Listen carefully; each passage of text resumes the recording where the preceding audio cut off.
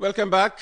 On Tuesday, the 23rd of September 2025, we are with Abdoulie Cham on Coffee Time with Peter Gomez. He's the Deputy Campaign Manager of the ruling National People's Party of President Barrow. Just before the break, I announced the question. What lessons did the NPP draw from the last election?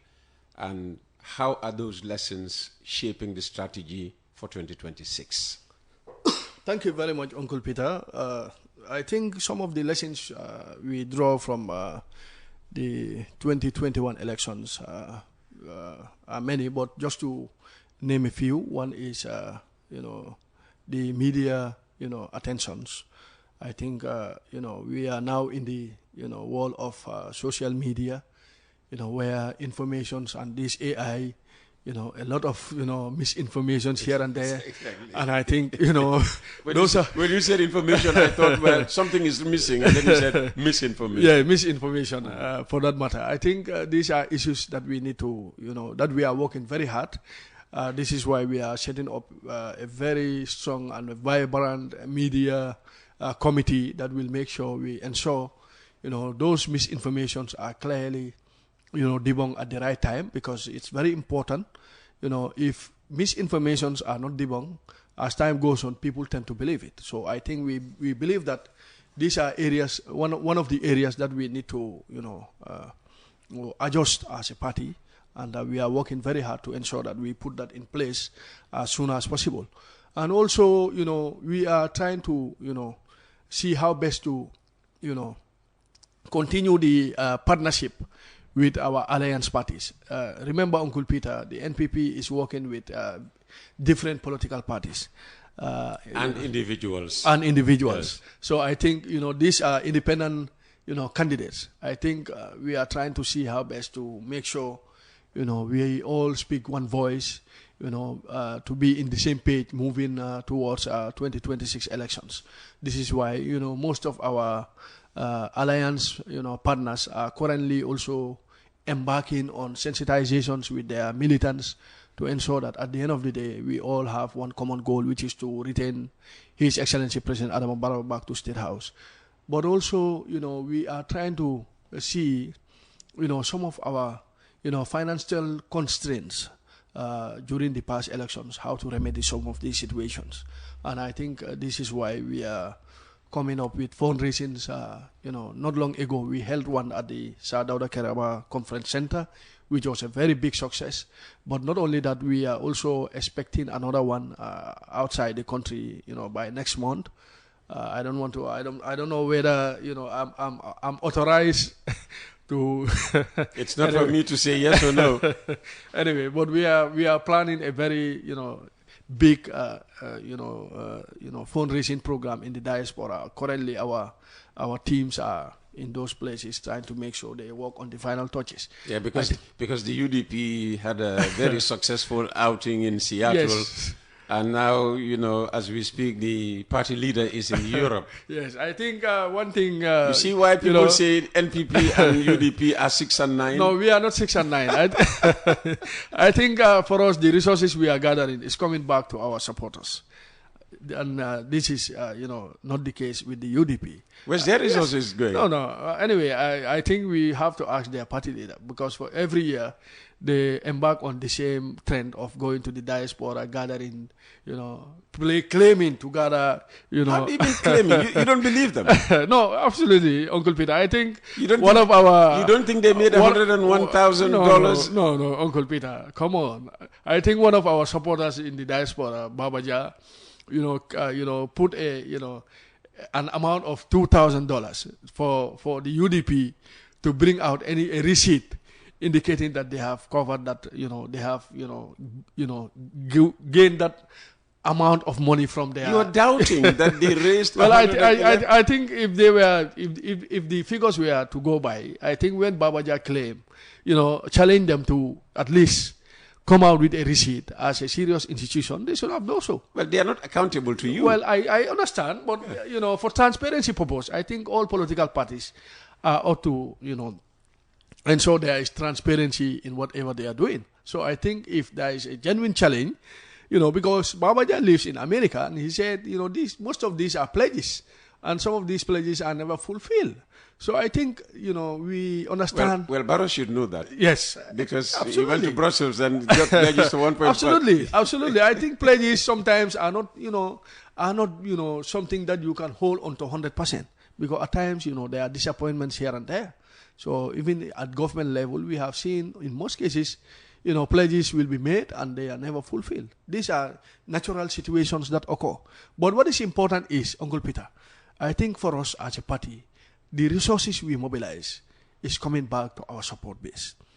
And I think this is... How does it benefit your support base? How do you spend on your support basis? Yes, we normally organize trainings, like I told you. Mm-hmm. Just recently we held... So all the capacity building workshops... All the capacity buildings... These are funded purely from party funds? From the party funds. Not from the government? Not from the government. Uncle Peter, and I think there should be a distinguish between the party and the government. Some of us, in the past, the party was government. Government was the party. That's how, people do things. I think we have a very, visionary leader by, His Excellency President Adam Barrow. He is very careful, especially when dealing with party and the government. This is why we have our structures. We try to have our facilities as a party so that, we are independent from the activities of the government. Even though we cannot be 100% independent because the head of state is equally our party leader and secretary general and needs our support. And wherever necessary, we will always be there to make sure we give the necessary support. But we are trying to, differentiate, the activities of our party and also that of the government. We are not using state resources to fund our activities. We have our own ways of, gathering funds. We have our own, philanthropists. You're just copying the example of UDP. They go to America and Europe to raise funds, and you're also thinking of going to the diaspora. No, this is our first time going to the diaspora. That's what so you're copying from them. Yes, and it's a demand from our own supporters in the diaspora because they want to connect with their own executive members, and all these exchange some informations and also, to come up with strategies that they can also participate as far as the elections are concerned. Okay. Yes, I think, basically, this is why going to the diaspora is important as well.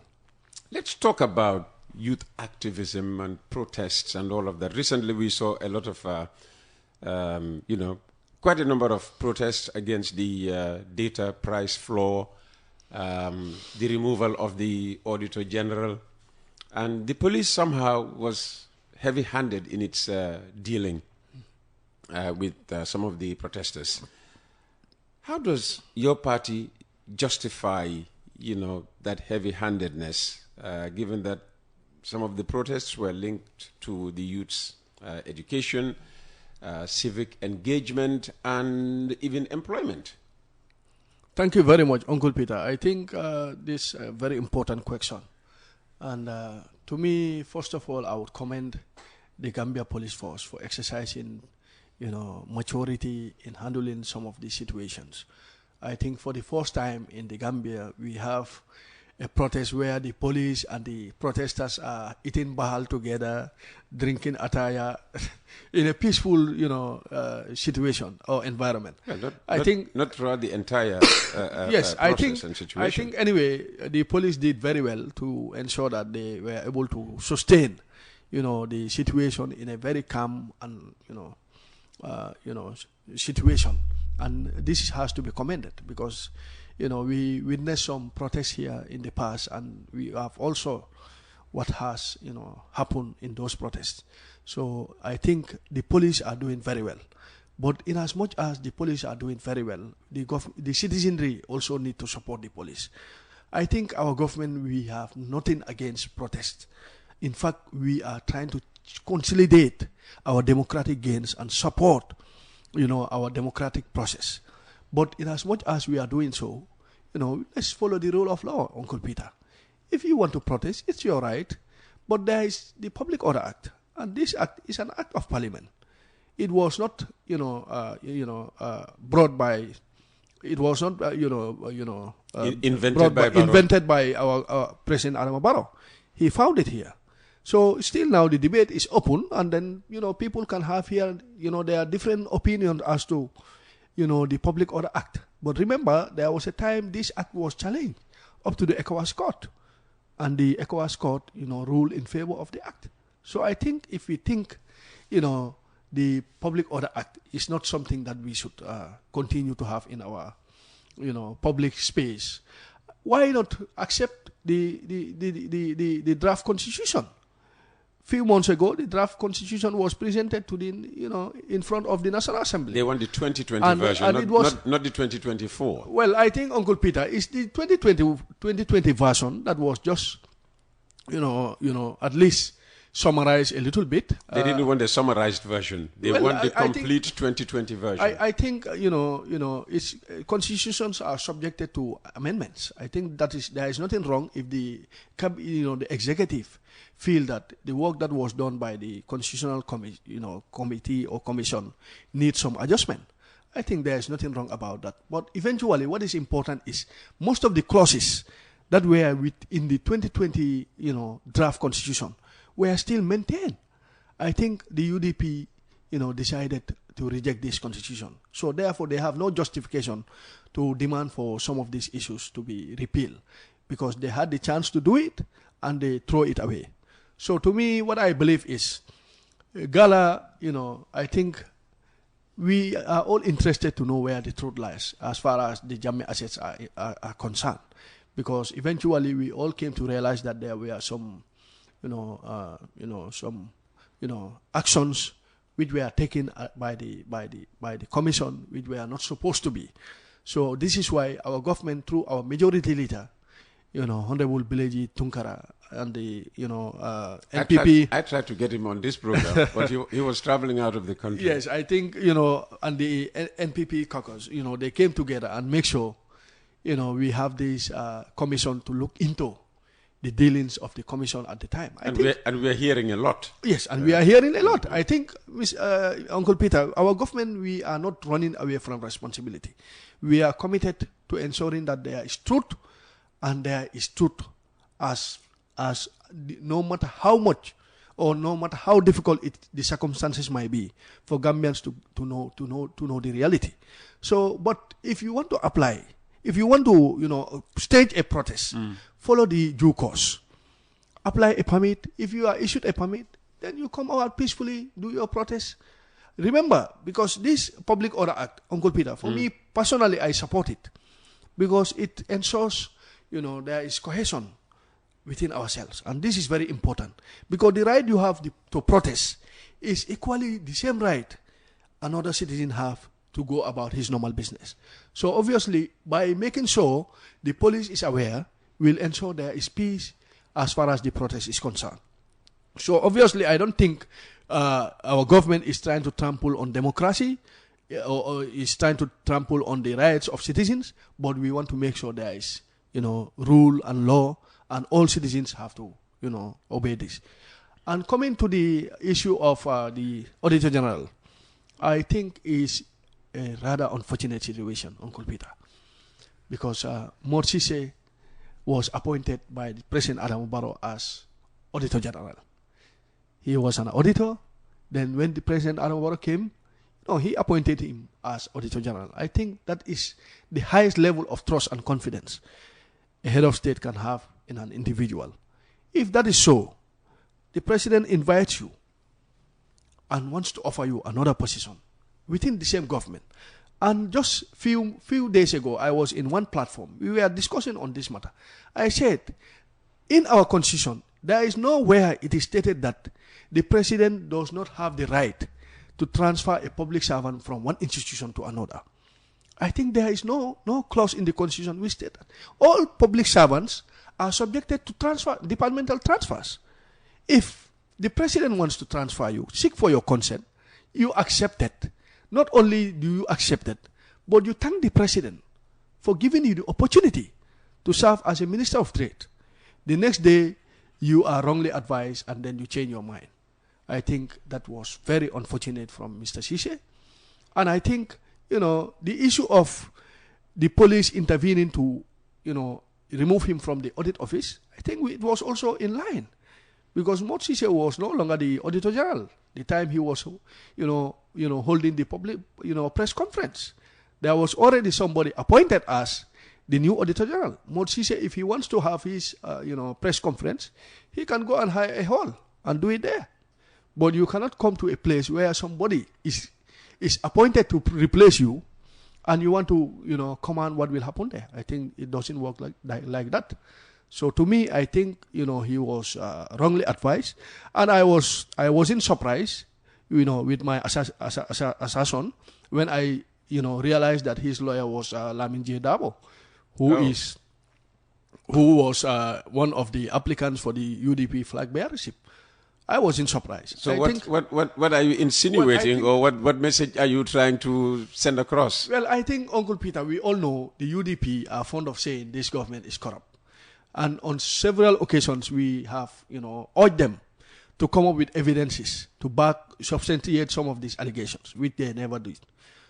I think they were just trying to use the Auditor General as a right to show the whole world that what they have been saying about the government is something realistic. But all audited accounts yes. so far have shown, maybe corruption might not be the right word, but government has been wasteful in terms of financial resources. Well, I think, it could be the case in some instances.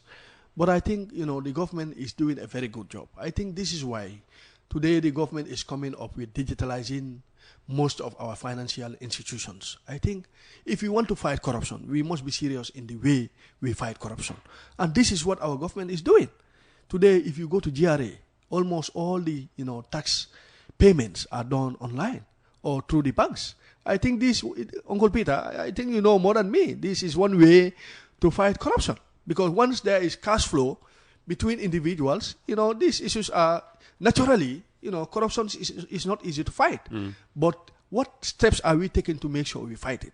But let's just go back to this link between Lamin J. Dabo and, former Auditor General Modou Anyway, Cisse. I think, to me, I see that the entire situation was pre-planned. Because if you look at the stages, that which were involved as far as this saga was concerned, in my own opinion, I think this was something that was already planned for. And unfortunately, Mr. Cisse was dragged into all these things. Because I don't know him personally, but I know most of his family members. What was planned for, as you say, and, Yes. what stages were involved? Well, Uncle Peter, I think we all know the UDP don't have any ground against the NPP government other than, alleging them of, corruption. Are you suggesting that Modou Cisse was feeding them all the information, actually, leading them to believe that there was corruption in the government? Actually, it's very, amazing the way some of these auditorial reports were leaking. It was amazing. Oh no, because I think there is a proper channel to follow as far as these issues are concerned. But you will just sit down and hear public reports are all over in the social media, which was not in the first place. Was something very surprising. I'm not saying this is the situation or this is the case why the president want to remove Modou Cisse. That is not the case. No, Modou Cisse was never an Auditor General. Yes. Modou Cisse is Chief of Staff. This one is Modou Cisse. Modou Cisse. Yeah. I think Modou Cisse. I'm sure Modou Cisse will be one of them. What's this guy saying? I'm sorry for that. It's Modou Cisse. I think Modou. There's Mod and there's Modou. Okay. The Auditor General or former Auditor General is Modou Cisse. Yes, but Mod and we the Fanas, yeah. we Modou is exactly is Mod. That's how you identify a Fana. Yes. A Fana will be called Mod. Mod, yes. Yeah, but others will be Modou. But I'm referring to Modou Yeah. Cisse. Okay. I think this situation, going by all what has happened for the past 2 weeks, we can definitely say Modou Cisse was, legally or was, wrongly advised legally. Because if you look at, the issue, to me, I think, Uncle Peter, it was not necessary. And if you go to Modou Cisse's hometown, where he was born. Where? In, Mbapa Marige. Okay. So, in the Central River region. Yes. Just Ngain Sanjal, you go inwards. Yes. So you realize the good work that the president has done in that place. They have never enjoyed electricity. They have never enjoyed good water. They have never enjoyed. So because of that, president, can remove him from. I just want to say, Moses should have considered his action before doing this, because I know this is not. You're suggesting he should be grateful to the president. Not only did he give him this position, but he's done that for his village. No, not being grateful, but at least he should not have allowed himself to be misguided into all this saga. Misguided by who? Well, Uncle Peter, we all know. No, I don't know. No. Anyway, if his lawyer is someone who was looking for the flag bearership of the UDP, then there is a question mark, Uncle Peter. So he was misguided by the UDP? Anyway, in my own opinion, he was misguided. By who? Well, actually, I will leave that to the listeners to conclude. But to me, I think he was misguided, because his lawyer, Lamin J. Dabo, was the very one who was seeking to be the leader of the UDP. And if that was so, 2026, he is going to be the direct opponent of President Adamo Barrow. So I think this, if you add 1 and 1, you will know that there is some politics in this. Well, fortunately for me, I failed math, so I can't add 1 and 1. There is already the outcome I'll get. Let me do a few text messages for you. Okay. Good morning, Uncle Peter and Cham. Could you please tell him that Barrow's government has failed the majority of Gambians, particularly people with disabilities, with all the promises he gave us? Also, skyrocketing of essential commodities, badly affecting persons living with disabilities. And this is coming from Lamin Mane. He's the chairman and secretary of the National Organization for Disabled. Well, I think that is his opinion, and I respect his opinion. But I believe the government is not leaving out the, persons with disability, because definitely we feel they are part of us, and they are a very important part of the society. I think the government is doing all what it takes to make sure, they are giving their, what they deserve as far as the country is concerned. So obviously, coming to the skyrocketing of prices, I think it's good to make comparison with other countries, within our neighborhood. If you look at the prices here, comparing it with our neighborhood countries, I think Gambia is fairly doing very well. Good morning, Mr. Peter. Please tell your Mr. Cham that President Barrow has done lots of development in rural Gambia, including my village. Water and electricity are in abundance. Most villages in Sabah Sanjal have wells 32 meters deep. Thanks to Barrow, but we need our son, the Auditor General, back to his position. And this is coming from someone called Sekabai. Sekabai. Thank you very much. So Sekabai is appreciative of everything that is done, for the villagers. But they want the Auditor General. I think, like I said, the Auditor General, the saga should not have reached to this stage. His Excellency President Adamo Barrow have utmost respect for Modou Cissé, and he felt that he could serve in various capacities, to the extent of appointing him as the Minister of Trade. And I think he could have done a very good job hadn't been this saga did not happen. So I think still now, the president don't work or don't act based on emotions. The President Barrow is very calm, very, very humble, very respectful. And I think still now there is a chance for a channel of discussion. I think Modou should come back and listen to his family members, because I spoke to some of his family members. Most of them, they are not happy with the situation. I think let him sit with his people, discuss with them, and forget about those who are trying to misguide him, pushing him. So the president to a war. President is reserving the Ministry of Trade for him. Well, I'm not sure. In case he changes his mind. I'm not sure, because I don't know what is actually happening in cabinet, because I'm not a member of the cabinet. But I think, knowing President Barrow and knowing how open-minded he is, definitely there is still room for discussion. Okay. Please tell Cham that no president in the world invites ethnic groups to the presidential palace for political discussions. He is boasting about the OIC and Hakalang roads, but can he provide us with the total expenditure on those projects? He is telling stories and accusing Yanks, but I assure you, Yanks has never said anything like that to Talib. kindly invite Youngs for clarification. That last bit is for me. I think you can invite Youngs, and I think the video is online. If you go to the social media, you will see this video I'm talking about. I'm not trying to allege anybody of something you have not said, and I think it's just his own opinion. I will definitely accept it. But what I know is I'm not in a position to give him some of those figures that he is asking for, because I think if he wants those figures, he can go straight to the Ministry of Works and Infrastructure to get some of those informations. All right. Good morning, Uncle Peter and Mr. Cham. Please ask Mr. Cham, if one wants to join the NPP Youth Wing, what are the procedures, please? Well, here's somebody who wants to join. Well, NPP have an open door policy. So you just walk in and sit? Yes, no, not you just walk in and sit. We have our youth president, who is Honorable Momodu Sabali, special advisor to the president. He has his executive. There is a youth wing political office in our main political bureau in Bunung.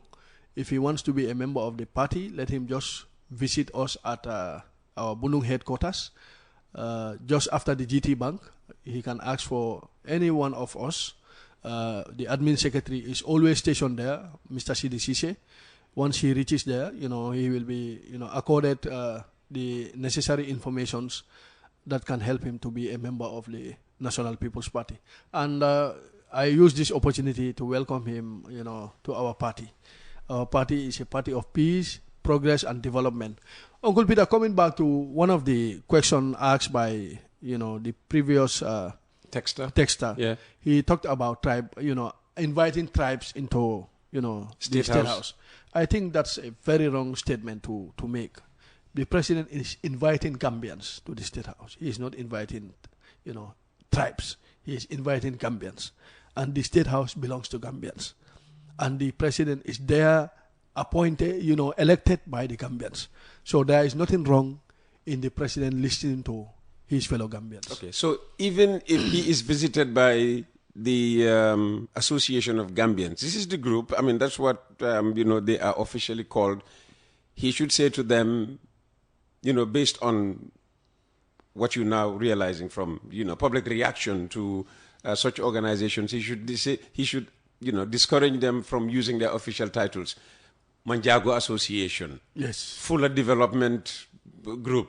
Bainunka, Resuscitation Organization or whatever, and simply come as a group of Gambians. Well, Uncle Peter, I think we all came from tribe. We cannot run away from that. We cannot run away from that. Yeah, absolutely. I think this is normal to say, Manjago tribe, Manjago Association, Wall of Association. But eventually, the essence is they are all Gambians. And that is what matters. When the president is talking to Gambians at State House, he do not look at them based on their tribal, associations or tribal connection. He see them as Gambians who voted him into office, and therefore he has all right to listen to their opinions and to see the way forward. And just finally, because it's almost past 10:30. Thank you for your time. How will the NPP frame its record on governance, especially in the light of recent developments? Well, I think... will you lean more towards your achievements or pivot to future plans? I think we will lean on both the achievements and also the future plans. We are working on strategies to make sure, because like I said earlier, today we have a lot of allegations, going here and there, talking about issues that are not founded against our government. And I think it's important we take a stand on some of these issues. And we will come up with strategies to make sure we give the right information to the Gambians, because the Gambians need to know the truth. And I think it's our responsibility as government to make sure we give them the truth and nothing but the truth. And also we will try to come up with strategies that we think, will make Gambians to see and realize how much we have done as a government. And once this is done, I think, in fact, Uncle Peter, let me just use one example. There was one guy from America, before coming to the Gambia, he always used to, be very, negative towards the government. But once he visited Basse, he saw the level of developments taking place. He saw what is happening on the ground. He came back and told me, from now on, I am Barrow. I am NPP. Because what I was told about the country and what is currently happening is just like day and night. I think this is something we are very cognizant about, and we will see how best to improve on some of these issues, inshallah. Fantastic. And just finally, any closing message? Well, thank you very much, Uncle Peter. I would say I'm very happy to be here this morning for the first time. To be very engaging. Huh? Yes, for the first time. It shows that you are, you are well versed with radio interviews and Uncle whatever. Peter, for me, I have open door policy as far as media interviews are concerned, because I think it's our responsibility to talk to the people. If we are elected, or appointed by the president cannot be everywhere. He needs us to be on the ground to talk to the people. Let them understand what the government is doing. Some of his ministers should be listening to you. Well, actually, I think this is my message to all government officials. Once you are appointed, you need to go and talk to the people, because the people need to know what is happening. You see, sometimes all these misinformations going about is because we are quiet. But once we start talking to the people, Gambians, want to know the truth. And they are very interested in knowing the truth. So once we talk to them, they will know what is happening. And I think I always challenge myself and any other person to make sure we should not run away from the media. Because if we run away from the media, the opposition will take it as an opportunity to go and, spread false information about your government. And then eventually, if there is no response coming, people will tend to believe some of these informations. I think definitely I'm open, I'm always available, My work day and night is politics. Whenever you want me to be here, I will be here for sure, inshallah. Fantastic. So thank you very much for the opportunity. And I think I'm urging our supporters, the alliance, for us to come together. Let's remain united. Because I think with unity, we are all the way. Our government is doing what is expected, from a serious government. So obviously, I think citizens have trust and confidence in the president. Just recently, he was in Jambur, and you have seen how much, the community, came out to welcome him. And I think this shows that Gambians really appreciate President Barrow and the work he is doing. Just a few months ago, we were in Janjambure for a women rally, and I think you saw what happened there. I wasn't there to see anything. But I guess you saw some of the videos or the pictures of the the turnout. CRR, women, youths, elderly, they were all there to interact with the president. I think President Barrow is loved by Gambians because he is a man of peace, he is a man of development, he is focused. And there is nobody who is going to distract him from the realities of this country. We are focused on delivering the goods to the Gambians, and this is a mandate we ought to, complete, inshallah. And we will continue on that path and leave UDP with the allegations. Thank you. Abdoulie, thank you so very much. Jar Oil. The company have filling stations across the country, and our rates are relatively cheaper than anyone else across the country. Jar Oil is the biggest producer and distributor of cement in the country with the most competitive prices in the market.